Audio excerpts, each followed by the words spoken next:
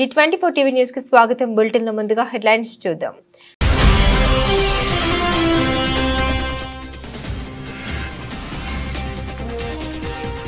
అలా ఉంటే రైతు భరోసా ఇవ్వబోం. కేబినెట్ భేటీ తర్వాత రేవంత్ రెడ్డి కీలక ప్రకటన.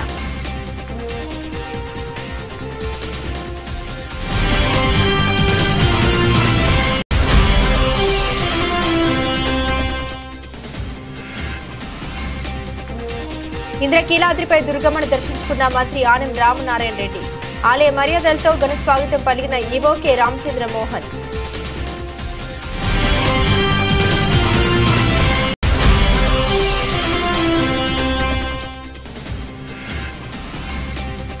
హుస్నాబాద్ లో పలు అభివృద్ధి పనులు. ఎల్లమ్మ చెరువు సుందరీకరణ పనులకు మంత్రి పొన్నం ప్రభాకర్ శంకుస్థాపన.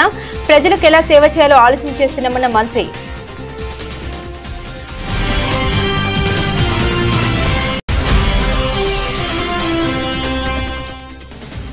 తెలంగాణ కంటే ఉమ్మడి ఆంధ్రప్రదేశ్ రాష్ట్రంలోనే బాగుండేదన్న సీఎం వ్యాఖ్యలపై స్పందించిన కేటీఆర్. సీఎం స్థాయిలో ఉండి నికృష్టపు మాటలు మాట్లాడుతున్నారని ధ్వజమెత్తిన మాజీ మంత్రి.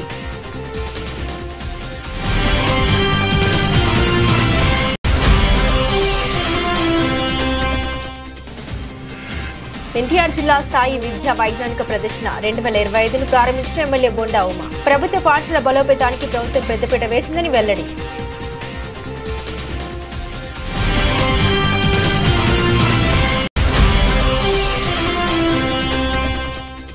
సిద్దిపేట జిల్లా కేంద్రంలోని రోడ్డు భద్రతా మాసోత్సవాలు. ఆర్టీసీ డ్రైవర్లకు సిబ్బందికి రోడ్డు భద్రతా నియమాలపై అవగాహన కల్పించిన Siddipet motor vehicle inspector Shankar Naik, RTC depot manager Sukhender Reddy.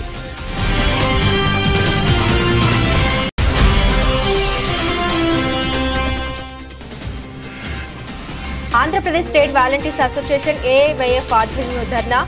ఎన్నికల వాగ్దానాల్ని అమలు చేయాలని డిమాండ్.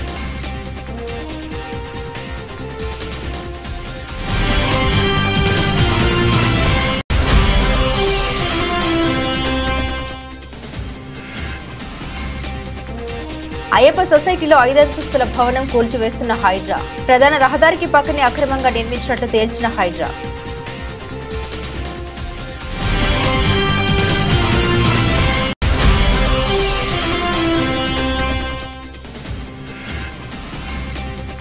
కిమ్స్ ఆసుపత్రికి రావద్దంటూ అల్లు అర్జున్ కు నోటీసులు అందజేసిన రామ్ గోపాల్ పేట పోలీసులు. చిక్కడపల్లి పోలీస్ స్టేషన్లో సంతకం చేసి వెళ్లిన పుష్ప.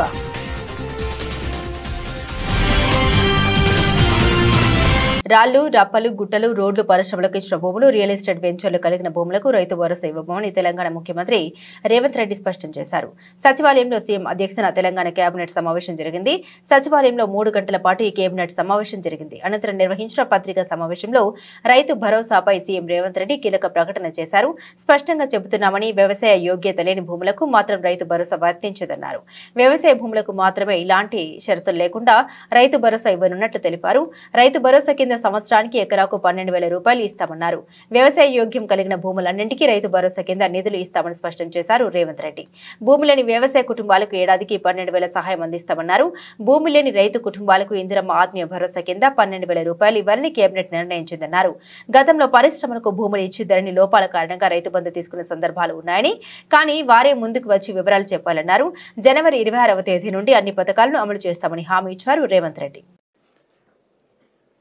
రైతు భరోసా కార్యక్రమంలో భాగంగా వ్యవసాయ యోగ్యమైన భూములన్నింటికి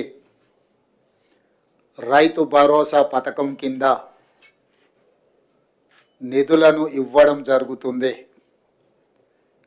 గత ప్రభుత్వం రైతు బంధు పథకంలో భాగంగా సంవత్సరానికి 10,000 ఇస్తే, మా ప్రభుత్వం ప్రజాపాలనలో రైతులందరికీ సంవత్సరానికి 12,000 రూపాయలు ఇవ్వాలని నిర్ణయం తీసుకున్నది. రైతు భరోసా కార్యక్రమంలో భాగంగా వ్యవసాయ యోగ్యమైన భూములన్నింటికి రైతు భరోసా పథకం కింద నిధులను ఇవ్వడం జరుగుతుంది. గత ప్రభుత్వం రైతు బంధు పథకంలో భాగంగా సంవత్సరానికి 10,000 ఇస్తే, మా ప్రభుత్వం ప్రజాపాలనలో రైతులందరికీ సంవత్సరానికి 12,000 రూపాయలు ఇవ్వాలని నిర్ణయం తీసుకున్నది. ఇప్పుడు వెసులుబాటును, ఆర్థిక పరిస్థితులు మనకున్న వెసులుబాటును బట్టి 10,000 నుంచి 12,000 రూపాయలకు పెంచుకోవడం జరిగింది.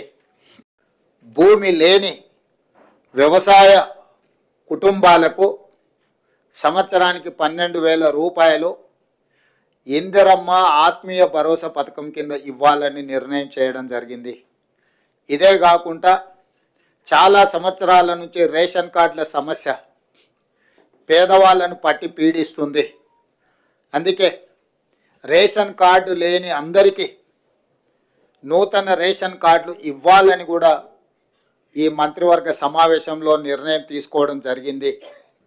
కాబట్టి ఈ అన్ని పథకాలు జనవరి 26, 2025 నుండి ప్రారంభం కాబోతున్నాయి.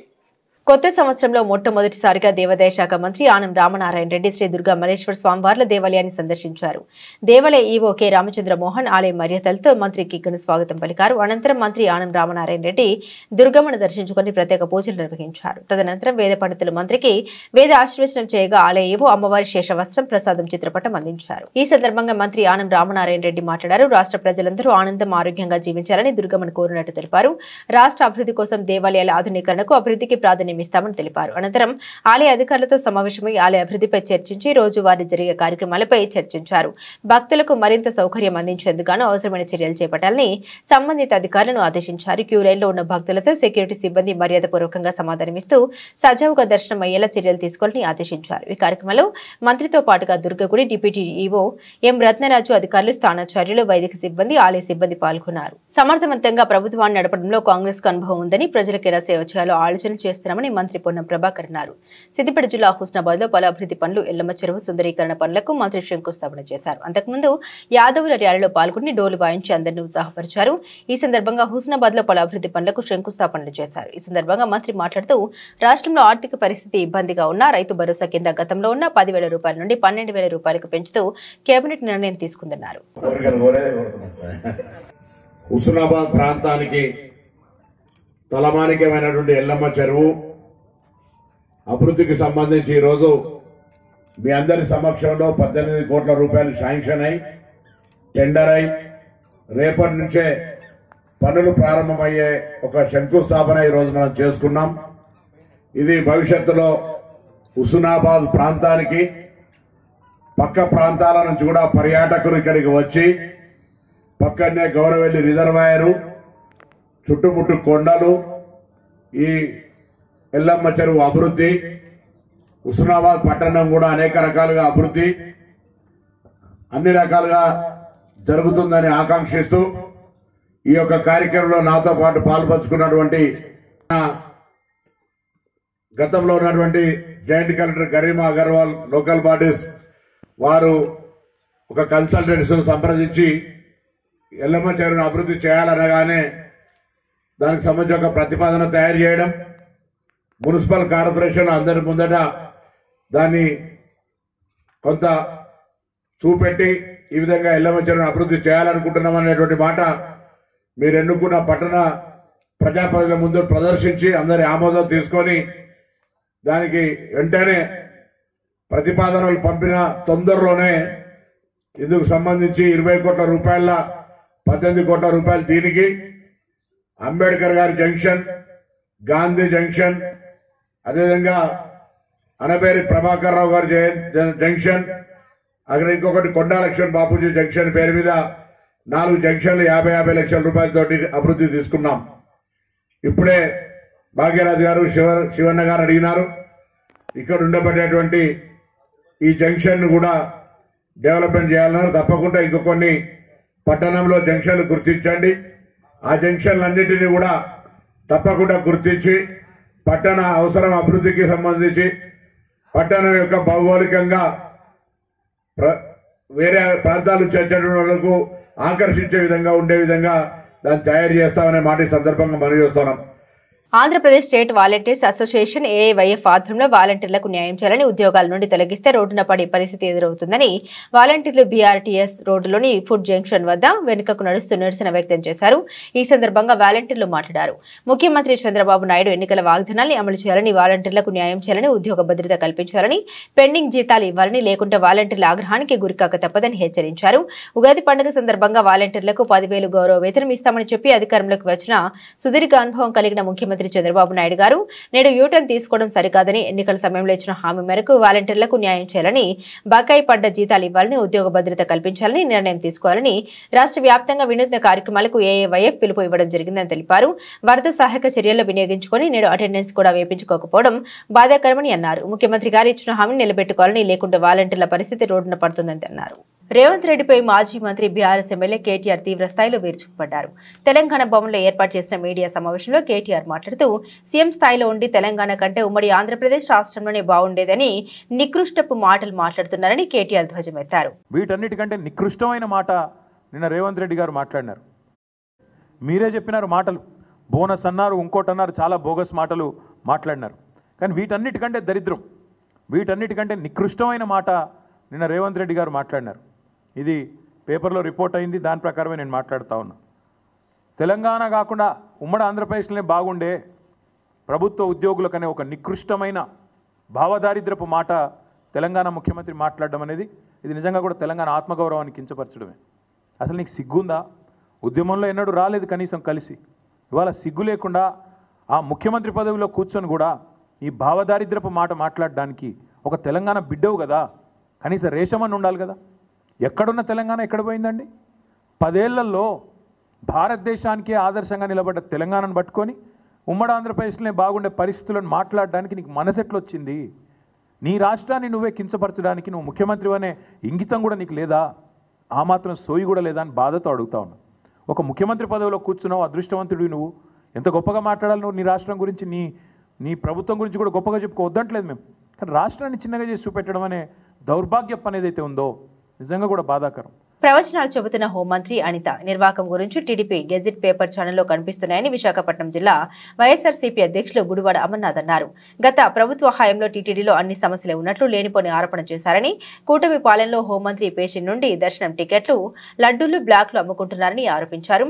హిందూ సాంప్రదాయాల గురించి, సనాతన ధర్మం గురించి, తిరుపతి లడ్డుల గురించి మాట్లాడిన పెద్దలు ఇప్పుడు ఏమంటారని ప్రశ్నించారు. పేకాట క్లబ్లు నడుపుతూ ప్రజలు, వ్యాపారుల దగ్గర నుండి ఎమ్మెల్యేలు, మంత్రులు నెలవారీ వసూలు చేస్తున్నారని ఆరోపించారు. రాష్ట్రంలో ఎక్కడికి వెళ్ళినా సరే జగన్మోహన్ రెడ్డి గారిని ఏకవచనంతో మాట్లాడుతూ, వైఎస్ఆర్ కాంగ్రెస్ పార్టీ నాయకుల్ని నోటుకొచ్చినట్టు మాట్లాడుతూ ప్రవచనాలు చెప్తున్నటువంటి హోంమంత్రి గారి నిర్వాహకం గురించి, వారికి సంబంధించినటువంటి గెజిట్ పేపర్లో వచ్చినటువంటి ఆర్టికల్, వాళ్ళకి సంబంధించినటువంటి గెజిట్ ఛానల్ ఏబిఎన్లో కూడా పెద్ద ఎత్తున ఆర్టికల్స్ ఉదయం నుంచి చూపిస్తూ ఉన్నారు. మా హయాంలో టీటీడీ తిరుమల తిరుపతి దేవస్థానం ఏదో ఇబ్బంది పడినట్టు ఆ ప్రాంతం అంతా కూడా, తిరుమల అంతా కూడా లేనిపోయినటువంటి ఆరోపణలు చేసి వారు చేసేటువంటి నిర్వాహకం ఏంటంటే ఉన్నటువంటి రోజుకి ఎమ్మెల్యేలకి ఒక విఐపీ లెటరు, మంత్రులు అయితే 2 విఐపీ లెటర్స్, అంటే 12 మంది వరకు వారు సిఫార్సు చేయొచ్చు, 12 మందికి దర్శనం కల్పించేటువంటి దాన్ని అమ్ముకుంటున్నారట. హోంమంత్రి గారి పేషీ నుంచి ఆ పేషీలో ఉన్నటువంటి ఒక ప్రైవేట్ ఎంప్లాయ్ జిఏడిలో వారి పిఏగా ఎన్రోల్ అయ్యి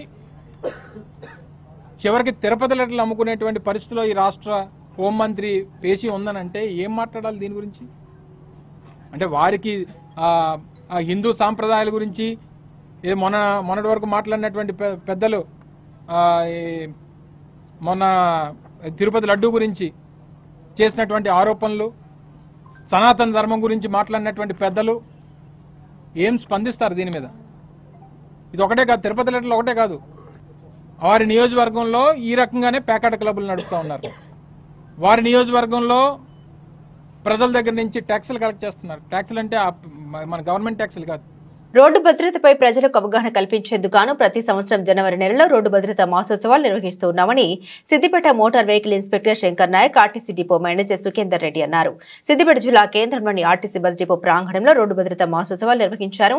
ఈ కార్యక్రమంలో Siddipet motor vehicle inspector Shankar Naik, depot manager Sukhender Reddy పాల్గొని ఆర్టీసీ డ్రైవర్లకు, సిబ్బందికి రోడ్డు భద్రతా నియమాలపై అవగాహన కల్పించారు. ఈ సందర్భంగా వారు మాట్లాడుతూ ఆర్టీసీపై ప్రజలకు ఎంతో నమ్మకం ఉందని, ప్రజల నమ్మకానికి తగ్గట్టుగా సిబ్బంది వాహనాలు నడపాలన్నారు. ప్రతి సంవత్సరం మనము జనవరి మంత్లో ఈ రోడ్డు భద్రతా ఉత్సవాలు జరుపుకుంటాం. అందులో భాగాన్ని ప్రతి సంవత్సరం ఈ సంవత్సరం జరుపుకుంటున్నాము. ఇది మాసోత్సవాలు, అంతమంది వారోత్సవాలు ఉండేవి, ఇప్పుడు మాసోత్సవాలు. ఈ మంత్ మొత్తం 31st వరకు ఏదో విధంగా ఏదో ప్రోగ్రామ్ చేస్తూ ఉండాలి, ప్రజలకి అవగాహన చేస్తూ ఉండాలి, అవేర్నెస్ తీసుకొచ్చి ఒక్కరు మన వల్ల ఈ ప్రోగ్రాం వల్ల ఒక్కరు బతికినా అది ఆ పుణ్యం మనకు ఉంటుంది. అందులో మీ ఆర్టీసీ అంటే ప్రజలకు ఎంతో గౌరవం. ఎందుకంటే ఆర్టీసీ బస్సు 0% యాక్సిడెంట్, 0. కానీ అట్లని మీరు చాలామంది ర్యాష్ డ్రైవ్, డిపో మేనేజర్ అన్నట్టుగా చాలామంది ర్యాష్ డ్రైవ్ చేస్తున్నారు, నా ముందే చూశారు. ఇప్పుడు మన సంస్థ ప్రభుత్వంలో భాగ్యస్వామి, నేను మన సంస్థకి కేసులు రాస్తే ఎలా ఉంటుంది? ఎన్నోసార్లు చెప్పాను, కొంతమంది డ్రైవర్లు ఆకు కూడా చెప్పాను నేను, బ్రదర్ మీరు సెల్ ఫోన్ డ్రైవింగ్ అంటే మన డిపో కాదు, నేషనల్ హైవే మీద వేరే డిపో వాళ్ళు సెల్ ఫోన్ డ్రైవింగ్ చేసుకుంటూ నడిపారు చాలాసార్లు. నేను ఆపి వాళ్ళని నడపొద్దని చెప్పాను, ర్యాష్ డ్రైవింగ్ చేయొద్దని చెప్పాను. లక్కీగా మన సిద్దిపేట డ్రైవర్ దొరకలేదు నాకు, లేదా డిపో మేనేజర్ ఫోన్ వెళ్ళేది. సో మిత్రులారా, సోదరులారా, మీరు డెఫినెట్గా నా చెప్పేటన్నీ ఆల్మోస్ట్ మీ డిపో మేనేజర్ చెప్పారు. సెల్ ఫోన్ డ్రైవింగ్ చాలా చాలా ఘోరమైన పరిస్థితి. ఎందుకంటే మీరు ప్రతి నిమిషానికి ఒక పింగ్ అనగానే మీరు సెల్ ఫోన్ చూస్తుంటారు. దేశంలో పెరుగుతున్నటువంటి ఈ రోడ్డు ప్రమాదాలను దృష్టిలో ఉంచుకొని గవర్నమెంట్ ఆఫ్ ఇండియా అంటే భారత ప్రభుత్వం వారు ప్రతి సంవత్సరం జనవరి నెలలో ఈ రోడ్డు భద్రతా వారోత్సవాలు అనేది మొదట్లో కేవలం జనవరి 1 నుంచి 7 వరకు నిర్వహించే వాళ్ళము. దీనికి అనుగుణంగా ప్రమాదాలు కూడా పెరుగుతున్నాయి. అదేవిధంగా ప్రజల్లో కూడా ఇంకా విపరీతంగా ఇంకా సరైన అవగాహన రాలేదు ఈ రోడ్డు ప్రమాదాల పట్ల కానివ్వండి, ఈ వారి యొక్క ట్రాఫిక్ నియమాల పట్ల కానివ్వండి రాలేదన్న ఉద్దేశంతో గత కొన్ని సంవత్సరాలుగా వారం రోజులు కాస్త 15 రోజులు, 10 రోజులు, ప్రస్తుతం ఒక నెల రోజులు ఈ కార్యక్రమాన్ని నిర్వహించాలని చెప్పేసి నిర్ణయించడం జరిగింది. దానిలో భాగంగానే మనం కూడా మన తెలంగాణ రాష్ట్ర ప్రభుత్వము గౌరవనీయులు మన రవాణా శాఖ మంత్రులు శ్రీ పొన్నం ప్రభాకర్ గారి ఆదేశాల మేరకు మన రాష్ట్ర రవాణా శాఖ మరియు తెలంగాణ రాష్ట్ర రోడ్డు రవాణా సంస్థ, అదేవిధంగా తెలంగాణ పోలీసు విభాగము, ఆరోగ్య విభాగము, ఎవరైతే దానికి సంబంధించిన డిపార్ట్మెంట్స్ అన్నీ ఉంటాయో వాళ్ళందరూ కూడా ఖచ్చితంగా ఈ నెల రోజులు ప్రోగ్రాం ఏర్పాటు చేయాలి. ప్రతిరోజు కార్యక్రమాన్ని తీసుకొని ప్రజల్లో ఈ ట్రాఫిక్ నియమాల పట్ల అవగాహన కల్పించాలి అనే ఉద్దేశించి ఈరోజు పొద్దున కూడా మినిస్టర్ గారు జూమ్ కాన్ఫరెన్స్ చెప్పడం జరిగింది.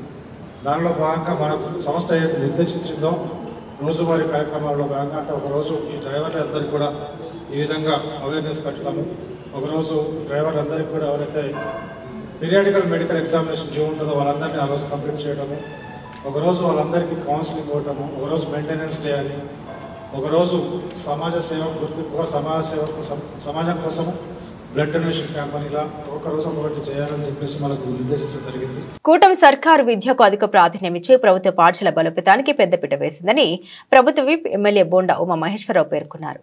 అజిత్ సింగ్ నగర్లోని ఎంకే బేగ్ నగర పాలక ఉన్నత పాఠశాలలో శనివారం దక్షిణ భారత ఎన్టీఆర్ జిల్లా స్థాయి విద్యా వైజ్ఞానిక ప్రదర్శన 2025ను ఆయన ప్రారంభించారు. పలువురు శాస్త్రవేత్తల చిత్రపటాల వద్ద నివాళులర్పించారు.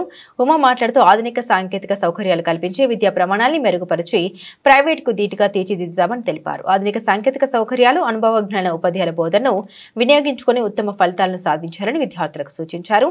నియోజకవర్గంలోని పాఠశాలలో ప్రయోగశాలలకు అవసరమైన పరికరాలు అందిస్తామని హామీనిచ్చారు. జిల్లా సైన్స్ అధికారి మైనం హుస్సేన్ మాట్లాడుతూ జిల్లాకు 2014 నుండి 2017 వరకు వరుసగా దక్షిణ భారత స్థాయిలో బుక్ ప్రైజ్ అవార్డు లభించాయని కొనియాడారు. ప్రస్తుత జిల్లా స్థాయి ప్రదర్శనలో ప్రతి విభాగం నుండి తొలి 2 స్థానాల్లో నిలిచిన ప్రాజెక్టులు రాష్ట్ర స్థాయికి ఎంపికవుతాయని వివరించారు. Southern states NTR district level science exhibition ఇక్కడ ఎంకేపీ స్కూల్లో జరగటం, దానికి ఎంఈఓలు, డిఈఓలు, అలాగే మన సయ్యద్ హుస్సేన్ గారు, అధికారులు, ఇక్కడ టీచర్లు, పండగ వాతావరణంలో మన పిల్లలందరూ కూడా ఈ కార్యక్రమంలో పాల్గొనడం అభినందనీయం.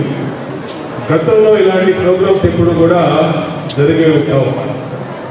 ఇవాళ ఈ ప్రభుత్వం వచ్చినాక అన్ని రకాలుగా గవర్నమెంట్ స్కూల్స్కి ప్రాధాన్యత పెరిగింది.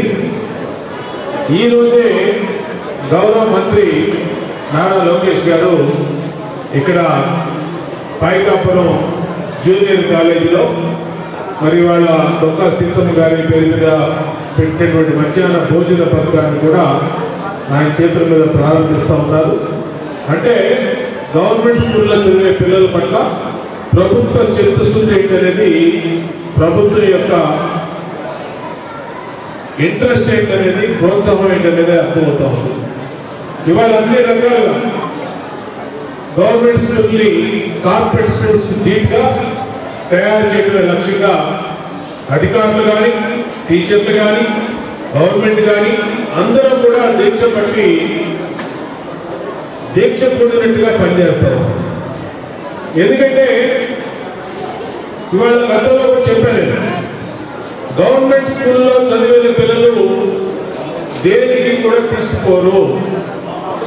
ఇవాళ ఈ దేశ ప్రధాని నరేంద్ర మోడీ గారు గవర్నమెంట్ స్కూల్లో చదువుకున్నటువంటి వ్యక్తి, ఈ రాష్ట్ర ముఖ్యమంత్రి చంద్రబాబు నాయుడు గారు గవర్నమెంట్ స్కూల్లో చదువుకున్నటువంటి వ్యక్తి, మీతో మాట్లాడుతున్న మీ శాసనసభ్యుడైన నేను బోయపాటి శివరామకృష్ణ మున్సిపల్ స్కూల్లో చదువుకున్నటువంటి వ్యక్తి. యువతను సన్మార్గంలో నడిపించే సినిమాలు రావాలని షార్ట్ ఫిల్మ్ దర్శకుడు నిర్మాతలు ఆ దిశగా చిత్రాలు నిర్మించాలని తెలంగాణ సాంస్కృతిక సారథి డాక్టర్ వెన్నెల అన్నారు. తెలంగాణ భాషా సాంస్కృతిక శాఖ సహకారంతో కరీంనగర్ ఫిల్మ్ సొసైటీ లఘు చిత్రాల నిర్మాతల మండలి ఆధ్వర్యంలో రాష్ట్ర స్థాయి లఘు చిత్రాల పోటీలు నిర్వహించారు. అనంతరం విజేతలకు అవార్డులు అందించారు. ఈ సందర్భంగా మాట్లాడుతూ 1000 మాటల్ని ఒక చిత్రం ప్రతిబింబిస్తుందని అన్నారు. అనంతరం జిల్లా కలెక్టర్ పమేల సత్పతి మాట్లాడారు.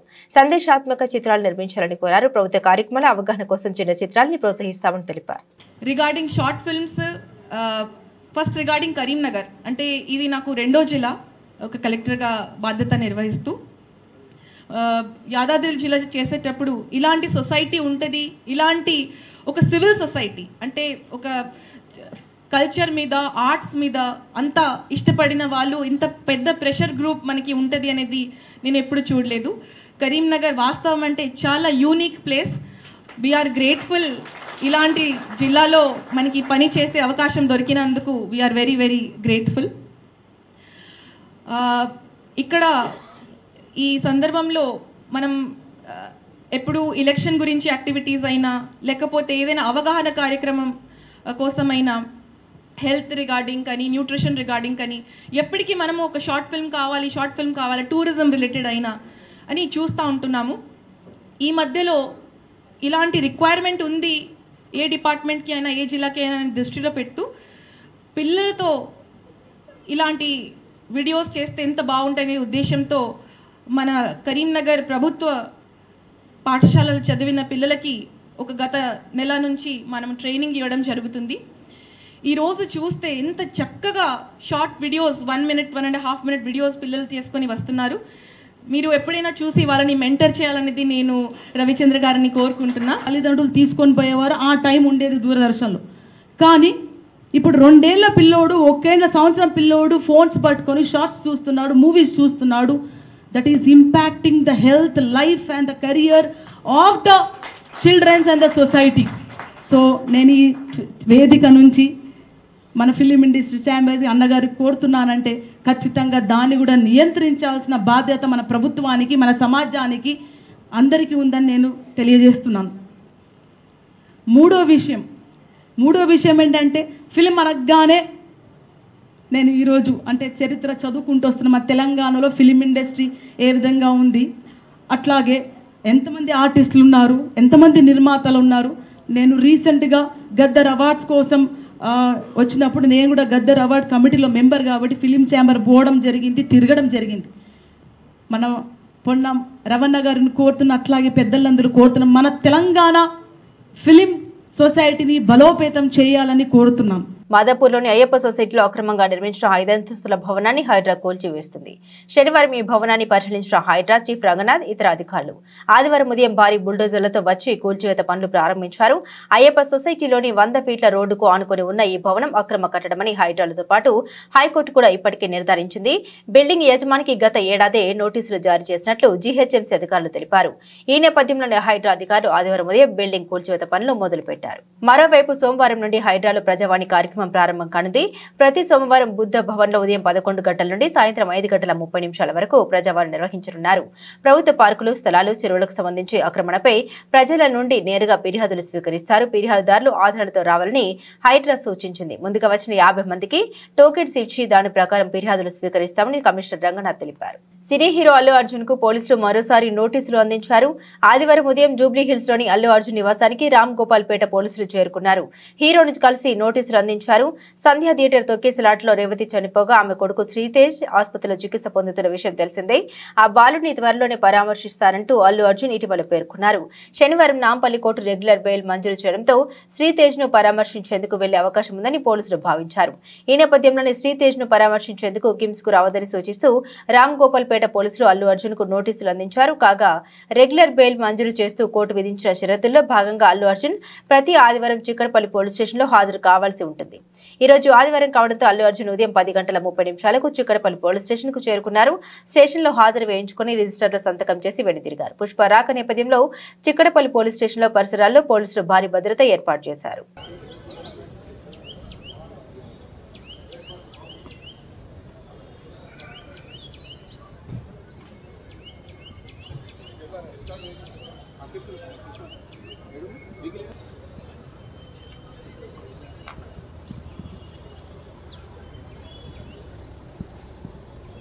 బులెటిన్ ముగించే ముందు హెడ్లైన్స్ మరోసారి.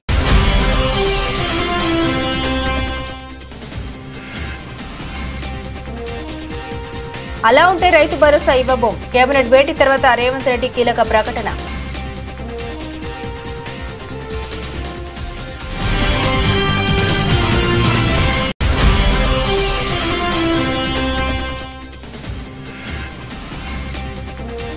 ఇంద్రకీలాద్రిపై దుర్గమ్మను దర్శించుకున్న మంత్రి ఆనం రామనారాయణ రెడ్డి. ఆలయ మర్యాదలతో ఘన స్వాగతం పలికిన ఈవో కె రామచంద్ర మోహన్.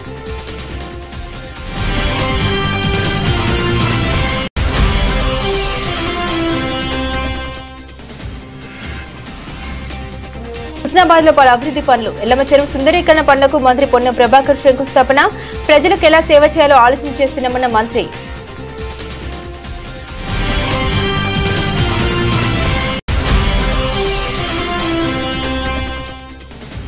తెలంగాణ కంటే ఉమ్మడి ఆంధ్రప్రదేశ్ రాష్ట్రంలోనే బాగుండేదన్న సీఎం వ్యాఖ్యలపై స్పందించిన కేటీఆర్. సీఎం స్థాయిలో ఉండి నికృష్టపు మాటలు మాట్లాడుతున్నారని ధ్వజమెత్తిన మాజీ మంత్రి.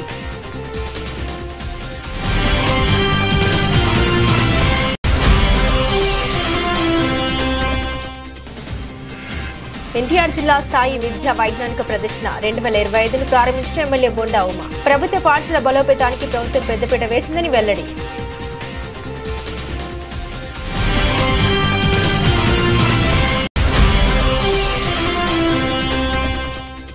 సిద్దిపేట జిల్లా కేంద్రంలోని రోడ్డు భద్రతా మాసోత్సవాలు. ఆర్టీసీ డ్రైవర్లకు, సిబ్బందికి రోడ్డు భద్రతా నియమాలపై అవగాహన కల్పించిన Siddipet motor vehicle inspector Shankar Naik, RTC depot manager Sukhender Reddy.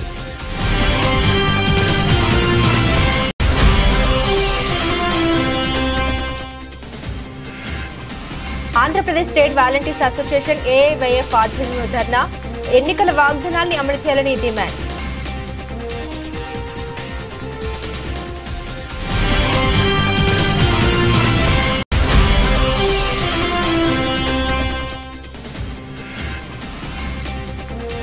Ayyappa సొసైటీలో 5 అంతస్తుల భవనం కూల్చివేస్తున్న హైడ్రా.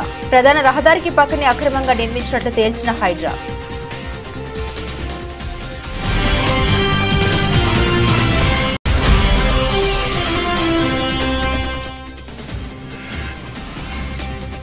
కిమ్స్ ఆసుపత్రికి రావద్దంటూ అల్లు అర్జున్ కు నోటీసులు అందజేసిన రామ్ గోపాల్ పేట పోలీసులు. చిక్కడపల్లి పోలీస్ స్టేషన్ లో సంతకం చేసి వెళ్లిన పుష్ప.